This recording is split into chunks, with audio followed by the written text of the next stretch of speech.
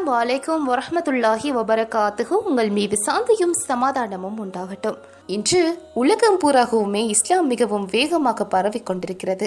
யாரெல்லாம் இஸ்லாத்துக்கு எதிராக வாதாடினார்களோ அவர்களே இன்று இஸ்லாத்தை புரிந்து கொண்டிருக்கிறார்கள். அதிலும் குறிப்பாக மேற்கத்திய நாடுகளை எடுத்துக்கொண்டால் அங்கு வாழக்கூடிய மாற்று மத மக்கள் இஸ்லாத்தை பற்றி அறிந்து கொள்ள வேண்டும் என்பதில் இன்று தீவிரமாக இருக்கிறார்கள். அந்த வகையில் தான் பல மாற்று மதத்தவர்கள் ஒன்று கூடியிருக்கக்கூடிய மேடை நிகழ்ச்சி ஒன்றிலே தொழுகைக்கான அதான் கூறப்படுகிறது.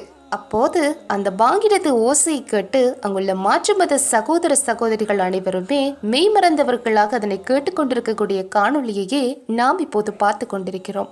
மாஷா அல்லாஹ். பாங்கு சொல்லக்கூடியவர் இருக்கும் இனிய குரலில் உறக்க பாங்குரைக்க வேண்டும்.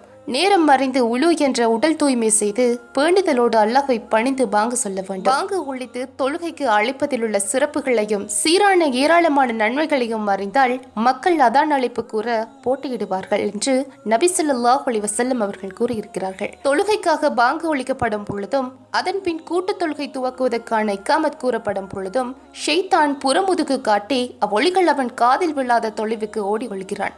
அதன் பின்னர் தொழுபவர் உட்பட அனைவரின் அகத்திலும் அலைப்பாயும் ஊசலாட்டத்தை உண்டு பண்ணி உளைச்சலை உருவாக்குகின்றான்.